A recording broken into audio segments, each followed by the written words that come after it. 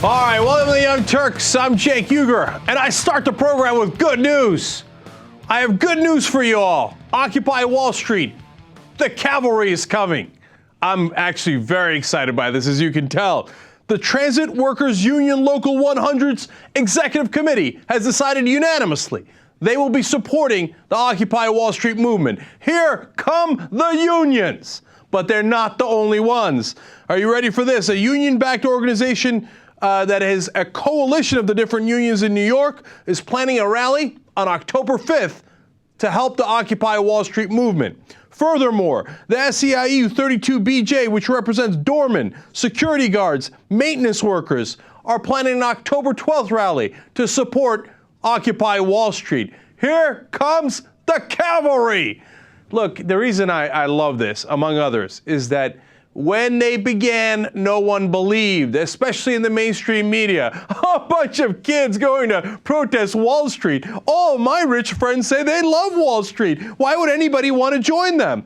Well, that's because the rest of the country knows that Wall Street robbed us. And if you stuck in there and you stuck to your guns and your principles, and, you know, through literally rain and sleet, etc., you hung in there, at some point people turn around and go, you know what, those guys are right, and we got to go back them up. It gets better.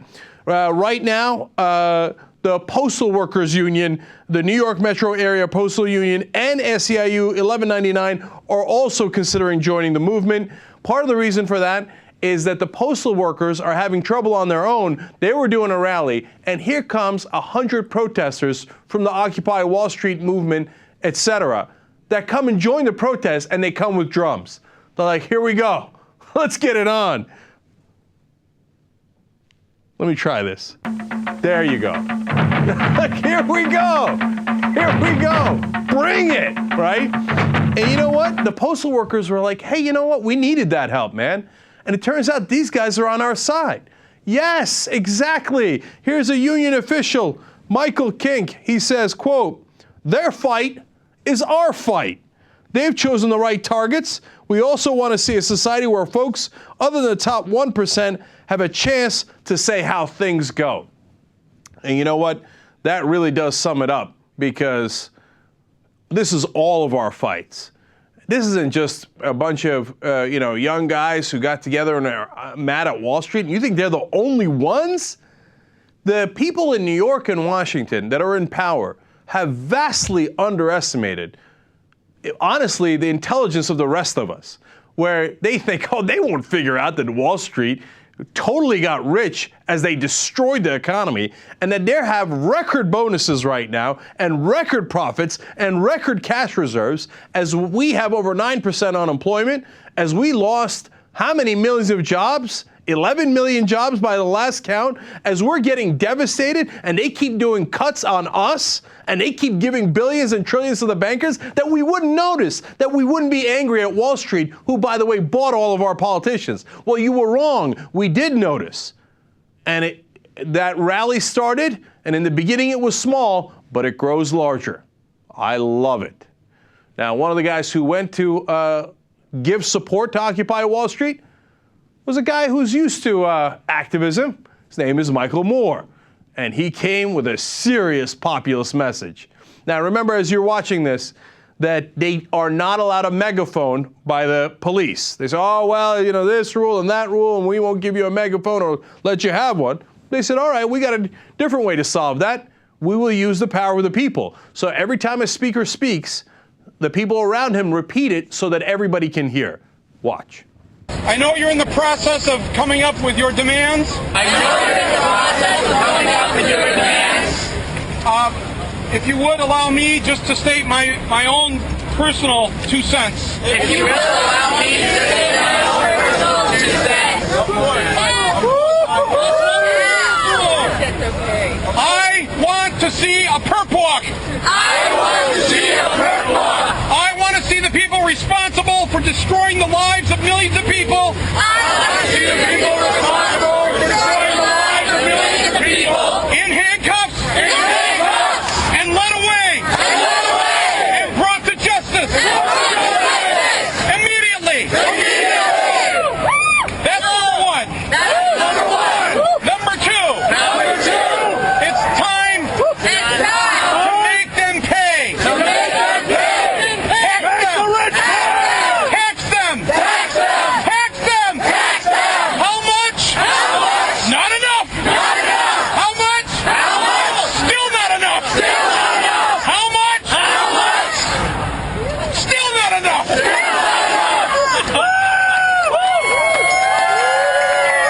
You know what I loved about that?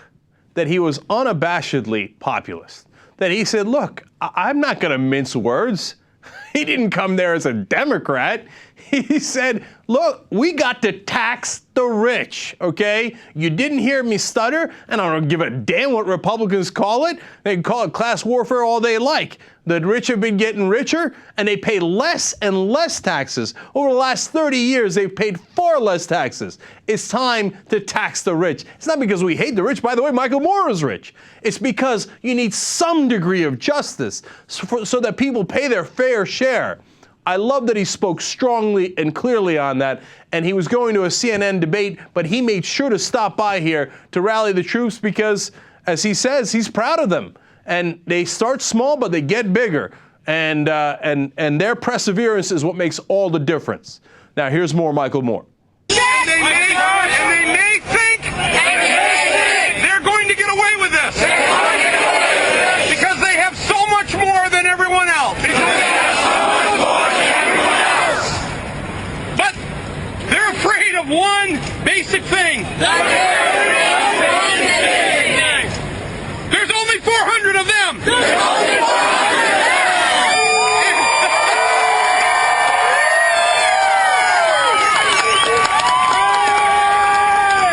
And there's at least 150 million, 200 million, 250 million. And then there's at least 150 million, 200 million, 250 million of us. Now what happens when 250 million are pitted against 400 people? What happens? You don't have to be in the sports to understand the outcome of that game. All we have to do, and not just us here, but all Americans,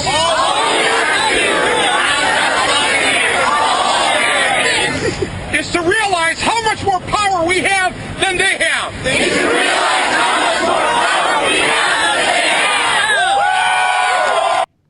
Look, he's talking about democracy, and he's right. The votes that we have, if we use them in the right way, can counteract all of this, right? Because the top 400 are making a huge percentage of the income of this country. That's why he picked that group in particular. And they are making huge donations to both parties and getting exactly what they want, which is lower tax rates. In fact, let me show you exactly what Michael Moore is talking about and what we've been talking about here. First of all, the Republicans like Karl Rove come out and say, oh, the top 1% already pay too much taxes. They're already paying 39% of all the taxes. Now, that is totally misleading. First of all, it's 38%. Second of all, they only refer to federal income taxes. Now, why do they do that trick? Because federal income taxes are only 44% of the tax revenue of the whole country. 42% of the revenue comes from payroll taxes. And payroll taxes are not progressive, where you pay more if you're richer. They're regressive, where you pay more if you're poorer. Now, let me explain why that is. Because, first of all, payroll tax does not apply to capital gains. So if you make most of your money in investments, because you already have money, you may put it into the stock market, et cetera, you get more money back, they only charge 15% tax rate, and they don't even apply payroll tax for it, right? And then second of all, payroll tax is capped at $106,000. So for people that are in the lower brackets, they pay a much higher percentage of their income to payroll tax, which is 42% of the taxes that the government collects. Now, Karl Rove never tells you that. Fox News never tells you that. And second of all, there's state taxes, and state taxes are also regressive. State and local taxes in 2007, as an example, were lowest 20% of the income brackets paid 11% of their income. The highest bracket paid only 5% of their income. So two huge area of taxes. You actually pay less if you're rich, which is crazy. But that's why they don't want you to know about that. They're like, hush, hush, let's just talk about the income tax. And of course, in reality, the rich have been paying less and less taxes through all this time. So, for example, if you're in the top 1% of taxpayers, since 1979, let me show you a chart, your effective tax rate has gone from 37% to 31.2%. It has gone down from 79 to 2006. Meanwhile, what's happened to your share of income? Well, that's gone dramatically up from 9.6% of the income for the country. So the top 1% was making about 10% of the money for the country. Okay, that's a ratio that makes sense. They're the richest, so they have 10 times as much. Okay, it's gone all the way up to 22.82% of income. It has more than doubled. So they're making so much more as a percentage, and they're paying less taxes as a percentage. Now, that's what they don't want you to know. That's why Michael Moore says, tax the rich, tax the rich. It's not enough. It's not because they're already at a high rate and we just demand more and more. It's because they're not paying their fair share. All the money is going to them, and it's not coming to the rest of the country. All right, one more from Michael Moore. Whatever you do, don't despair, because this is the hard part. You're in the hard part right now. Whatever you do, don't despair, because this is the hard part. You're in the hard part right now. But everyone will remember. 3 months from now. 3 months from now. 6 months from now. 6 months from now. 100 years from now. 100 years from now. That you came down to this plaza. That you came down to this plaza. And you started this movement. And you started this movement. Thank you, all of you, for everything you've done. Thank you, all of you, for everything you've done. I am honored to be in your presence. I am honored to be in your presence. All right, rallying the troops. I like it. More and more people are thinking of going down to that protest and lending their voice. By the way, Noam Chomsky has also said that he supports the movement, and it grows and it grows. So now let's talk about the rest of the country. So you have Occupy Wall Street, and they're fighting the good fight and trying to point out the hypocrisy of Wall Street and how the rich are getting richer. Michael Moore goes in and helps them out, does rallying cry, etc. Now, meanwhile, of course, everybody in the media initially was dismissive. Oh, they're just a bunch of hippies. They don't represent the rest of the country. And then the Republicans, of course, say we got to protect the rich at all costs. Now, so where does the country actually stand? For example, the Buffett rule, named after, of course, Warren Buffett, who said, hey, you know what? Us millionaires and billionaires are not paying nearly enough taxes. President Obama took that and said, hey, you know what? Then the Buffett rule is, well, millionaires should not be able to pay less taxes than the average American. So he'd like to pass some law that says that there is a minimum amount that millionaires can pay in taxes, because some of them pay such little taxes because they have capital gains and dividends, et cetera, that only 15% of taxes are applied to, that they pay less than their secretaries, as Warren Buffett says over and over again. By the way, they consider him now a class traitor, just like they did with FDR. And there's a great write-up by E.J. Dionne in the Washington Post where he picks apart a Wall Street Journal editorial where they say, oh, Warren Buffett, oh, he's screwing over the rest of us rich, and you know what? We demand to see his taxes. Well, do you want to see the taxes for all the rich? No. How about the Koch brothers? You want to see their taxes? Where does their money go? No. We don't want to see that. No, don't disclose that. But wait a minute. Koch brothers give so much money to politicians. Isn't it more relevant to see their taxes? No. I don't want to see that. But Warren Buffett, he dared to be a traitor to us. That's it. Let's show where all his money is coming from and where it's going. And is he a tax cheat? What's going on? Now, of course, they want to raise all of that all those issues about Buffett because they hate that he's pointing out the reality that they're screwing over the rest of the American people by paying less taxes. So, did the American people get it? Absolutely. Here's a new poll by Public Policy Polling. When they asked overall Americans, do you agree with the Buffett rule? Taxes for millionaires should be at a minimum where they do not pay less than the average American. Overwhelming support. 73% say yes, only 16% opposed. How about people making over $100,000? They got to be against this, right? Because it might affect them at some point. Nope. 73%, 16%. Just like the overall numbers, which is very encouraging. Well, Republican voters got to be against this, right? That's what Republican leadership tells me all the time. Nope. 66% are in favor of taxing millionaires so that they pay at least as much as the average American. Only 17% are opposed. Well, come on, finally, the Tea Party guys, those are way radical right.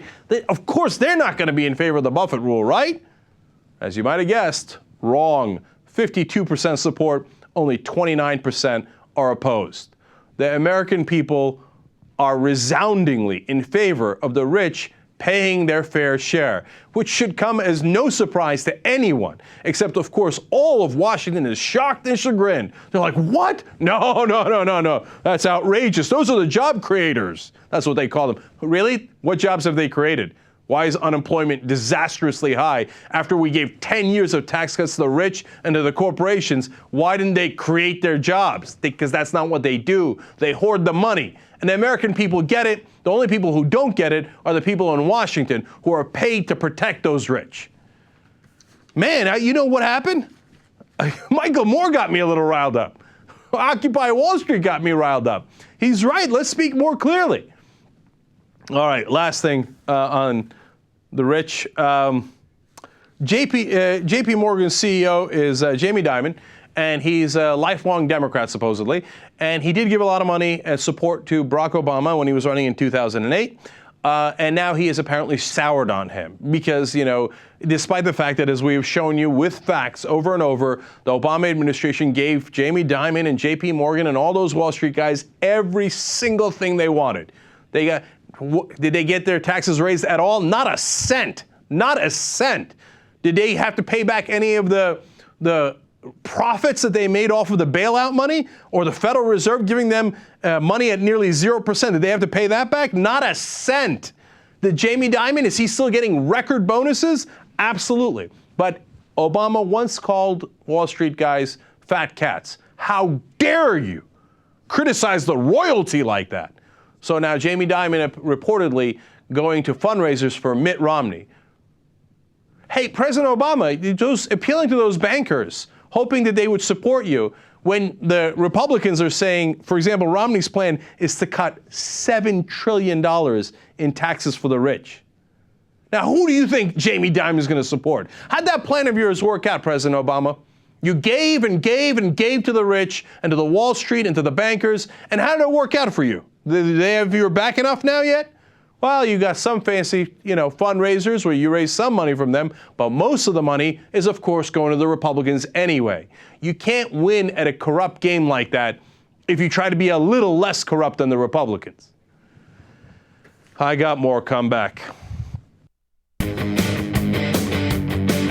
All right, back on the Young Turks. Cenk Uygur, lovely, brilliant Anna Kasparian. Howdy. Go. So you have an announcement. I do. It's not really an announcement, but I just want to let anyone who is from Los Angeles know that Lucas and I will be at Occupy LA this weekend. How could we not take part in these protests? I mean, since they're not happening in LA right now, of course I'm not going to be there. I have to do work, blah, blah, blah. But Saturday, 10 a.m., the protests will begin in City Hall, near Pershing Square in downtown Los Angeles. We will be there with a camera. I'm hoping that some TYT fans will be there because, just in case anything gets rowdy, I want some protection. Okay, no, that's great. No, I love that. Go forward. And obviously, we will show you the video that they shoot on the program on Monday. Now, second announcement. Now, inside TYT network, the giant network that it is, we have some fun competition, internally. For example, one that we don't talk about much is Top Vlog versus TYT Underground. There's a little competition going there. Now, Jesus is in charge of TYT Underground. It's an unofficial station. I denounce and reject nearly every video on there. And so it's dangerous, etc. But the Top Vlog has the vlogs that we do that are, I guess, official. Okay, so that gives you the advantage because you're so much cooler, right? But the Top Vlog videos are fun, like the things we shot in Boston, etc. It's just, I mentioned that as an example of a little bit of fun competition, right? Is it bad that I want to take the Top Vlog out of business, like internally? Is that bad? No, it's not bad. For our company? That friendly competition keeps us motivated and encouraged, so But no. I want to obliterate. I want to get... No, but he doesn't want to do better than Top Vlog. He just wants to destroy Top Vlog. What are you, a Republican? Okay. You should aim higher, by the way. Now, secretly, I'm going to put... What, you want me to go TYT? All right. I mean, that's nearly impossible, but... Okay. All right. Now, later I might give the Top Vlog some leadership. Then we would have some issues. Okay. All right. So we'll see how that plays out. So But speaking of leadership, now TYTU has been running roughshod through the network, right? I mean, you guys got you and JR and Tom and everybody, and you're all working and promotions, etc. So I decided to level the playing field a little bit. TYT Sports now has a new secret weapon that I'm going to unravel right now. But that's not fair. Joining for production and promotion reasons is the commanders of the armies of the East. Aaron Wysocki will now be heading promotion of TYT Sports. If you're not scared, you're not paying attention. I always knew Aaron Wysocki was a narc. Hey, and Stromer here dressed up for the draft. Literally. I did. Coming in for the first pick. TYT Sports. It's like Chappelle's show. Yeah. Well, if you picked Wysocki as your first pick, that was a good move, and you will not pick for a long time. The wraparound will take a while to get to you. He came over via free agency. He didn't want to join the New York Yankees, the TYT University. Okay, he wanted to go with the Chicago Cubs. Please. And that's what he did. Oh, don't call yourself the Cubs, dude. Don't worry. No, at least the Red Sox. So then Wysocki can lead to a couple of champions. No, because Anna thinks that we're like the Cubs. That's why I used it. Like we're gonna lose, but we're actually gonna win. Okay, just keep telling yourself that. It'll be okay. Are you a little nervous? No. Lie. I can read Anna like a book. I wish I could play poker against her, Harry Reid, and Obama. Okay. Anyway, so fun competition continues. Check out both of those channels, all four of those channels on YouTube. Oh, by the way, just one last note. For the members, everybody who watches all the time and stuff, the one thing that we don't have in the show that gets put up on YouTube is sometimes those vlogs, whether it's Underground or Top Vlog, etc. Actually, though, I helped you out. I put a couple of ones on TYT University. Yeah, you helped me out. And then you Oh, go that was behind my back and you do this. But it's okay. It's not a big deal. All right, let's have fun. Let's do stories. All right. I don't know if this first story is fun. Oh, but. my bad. I'm going to take over. Let's stay with fun, okay? So, Pat Robertson has gotten questions. I love this. We should do a regular segment on Pat Robertson about Halloween. It's apparently celebrated in some of the churches. Is that a good idea or a bad idea? I'm curious. Let's listen to Reverend Pat. This is Ken who says, Pat, it may sound odd, but Halloween is one of the biggest events at my church. Every year we host one of the area's largest haunted houses. They say it's a great outreach to the unsaved community, but it's starting to irk me. I feel really unsettled by the fact that our church has a haunted house. What are your thoughts? You know, I agree with you.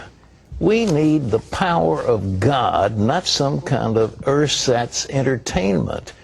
I mean, we don't believe in haunted. We don't believe in ghosts. We don't believe in all this business. And We don't celebrate it. Halloween is Satan's night. It's the night for the devil. It's All Hallows Eve, but it's the time when witches and goblins. I mean, that's evident in the kinds of things that are for sale.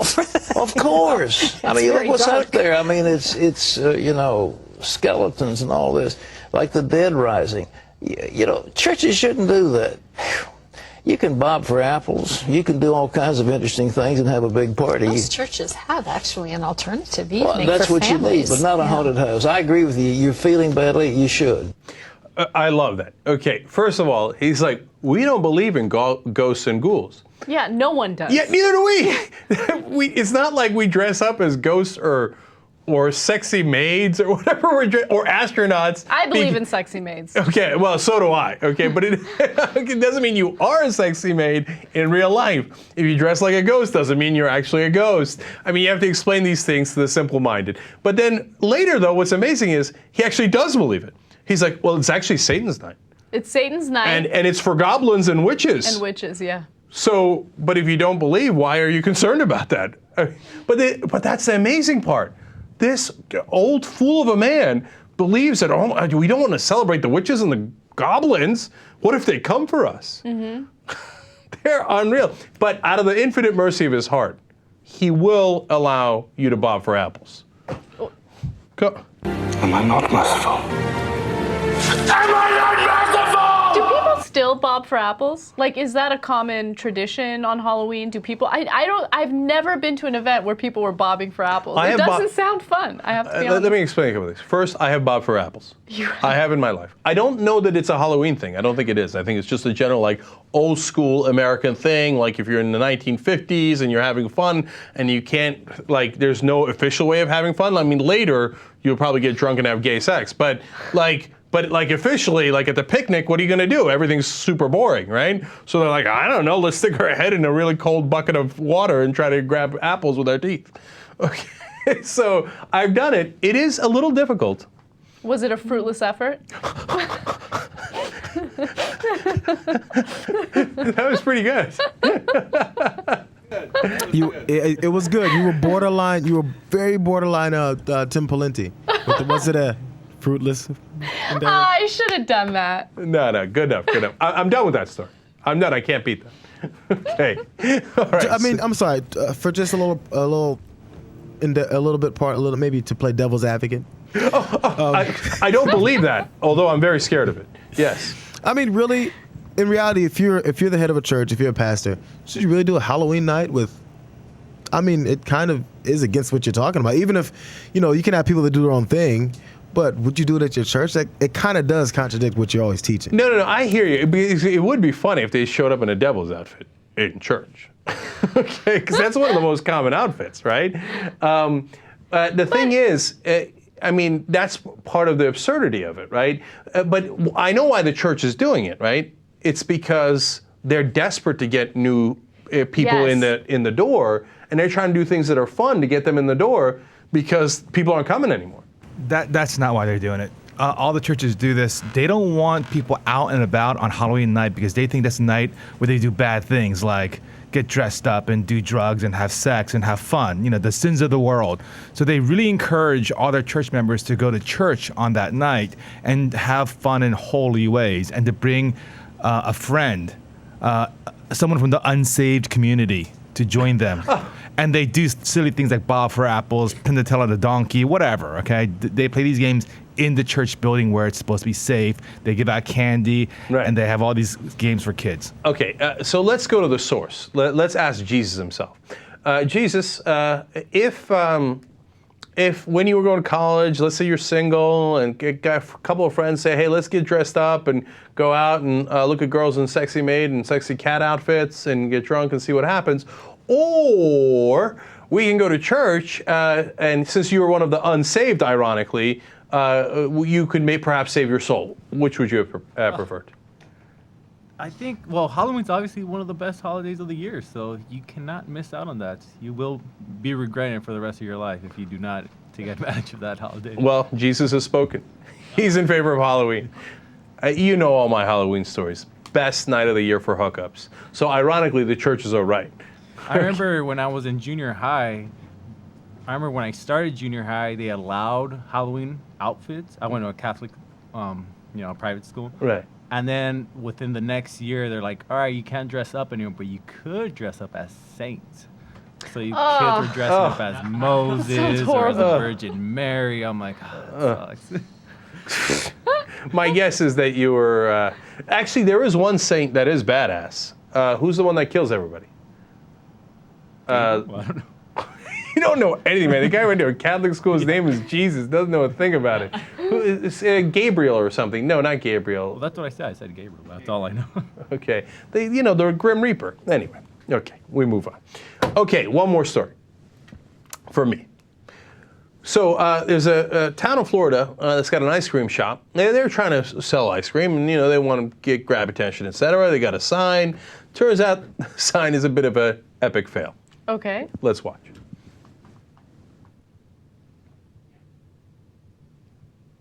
The owners of the newly opened Ice Cream Family Corner and Sandwich Shop in Ocala decided a great way to attract customers would be to have an employee stand outside in an ice cream costume. At the beginning, things were going great. Jasmine Gonzalez says initially the promotion worked and ice cream sales jumped. But then, just as quickly, business dropped off.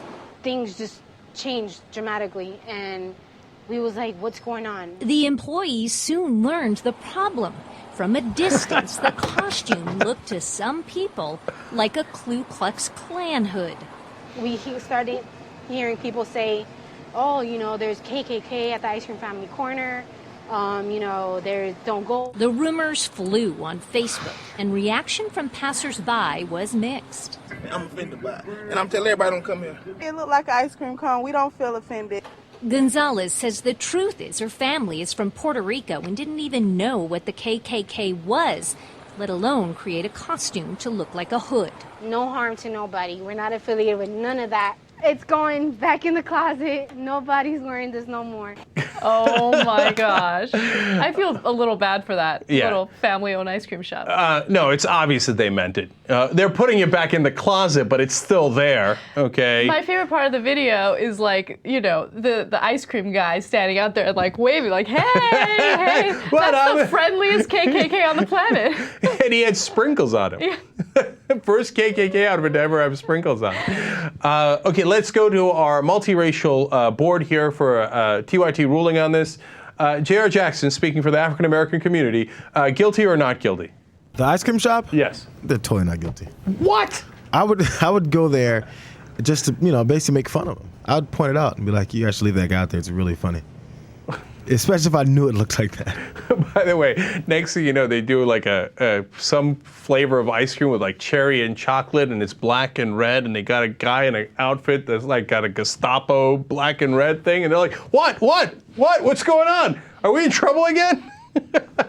No, of course they're not guilty. It was an honest mistake. You know, these things just, you know, they just go wild, like wildfire. I remember there was this ridiculous myth back in the day that the Snapple, since it had a K in it within a circle, which I forget, it was some copyright thing that they had to put on there. They're like, oh, the K is for the KKK. By the way, that was the least straight KKK reference ever. The KKK. Anyway, I think the owners of Snapple were Jewish. And they're like, no, we're not in favor of the KKK. It's a copyright thing. Anyway, all right. Let's go forward. All right. Alabama now has immigration laws in place that are stricter than any other state in the U.S., including Arizona's immigration laws. Basically, what authorities in the state can do now is that they can approach people who are suspicious of being undocumented immigrants, and they can ask for papers.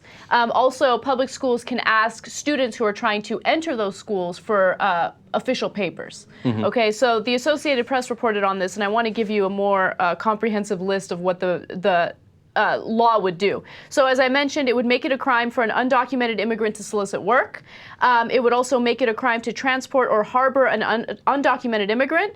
It would also allow discrimination lawsuits against companies that dismiss legal workers while hiring undocumented immigrants. It would forbid businesses from taking tax deductions for wages paid to workers who are in the country illegally. It would bar undocumented immigrants from attending public colleges. It would bar drivers from stopping along the road to hire temporary workers, and it would make federal verification the only way in court to determine if someone is here legally. Look, there's 112 problems with that, but I was amused by the idea of not stopping while hiring workers. It's okay if you don't stop on the highway. hey, you're hired! And they just keep driving, meet him down the street or something. You know what one of the biggest problems with this law is? I mean, it's all so serious and so goofy at the same time.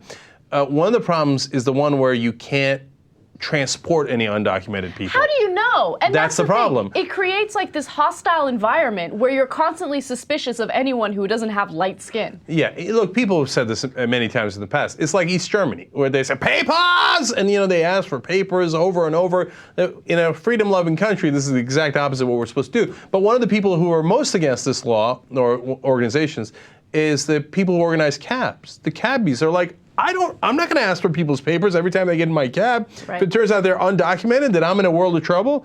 And then it turns out the bus drivers, the transit, all those guys, all of a sudden they might be in a lot of legal trouble. They're like, this is crazy. This law, they didn't think it through. They've got 100 different problems with it.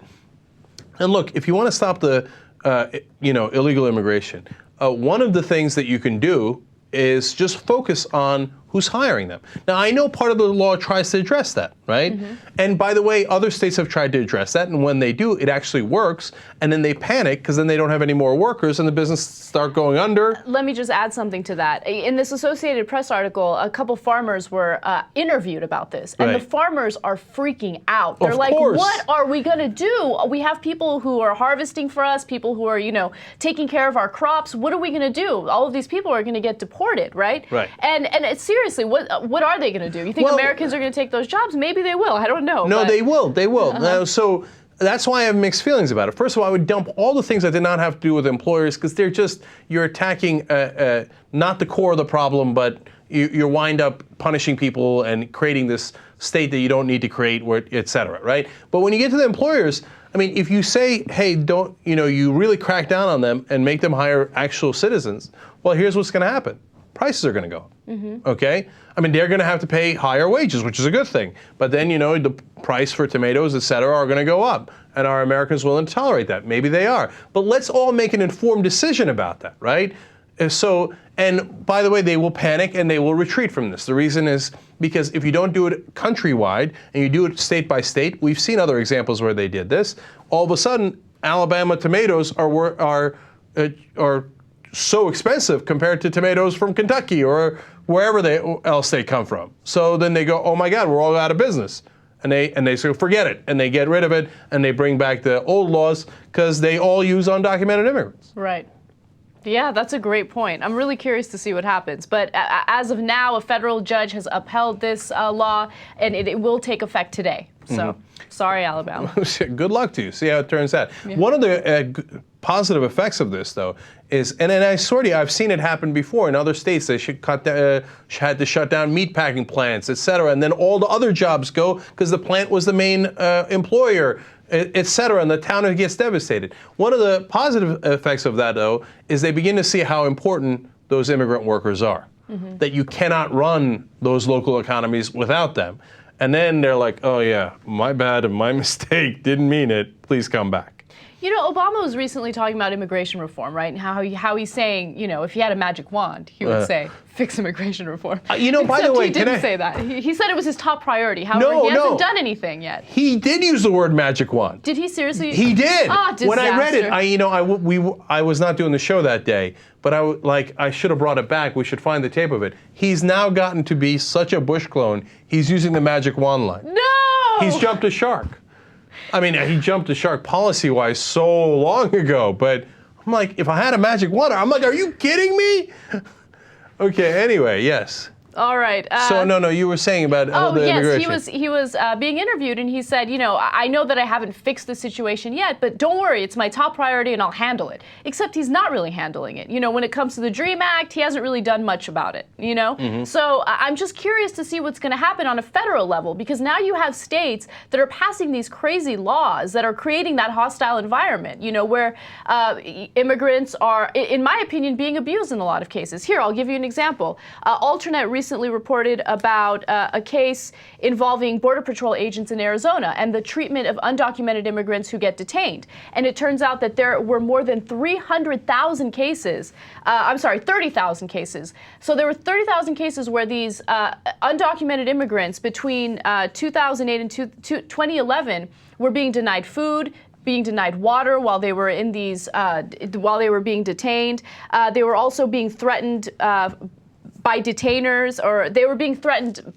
They were being told that they were going to get killed. They received death threats by people who were detaining them. So, it's interesting to see the way that these people are being treated. And in the meantime, the federal government isn't doing anything about it. Now, look, here's part of what's so frustrating about Obama. Last thing on this. When, we talked yesterday about it, we talk about it all the time in terms of him now, as he's going to campaign, is going to be a progressive line. Why? Because the country is fundamentally progressive, and they know that that's what wins elections.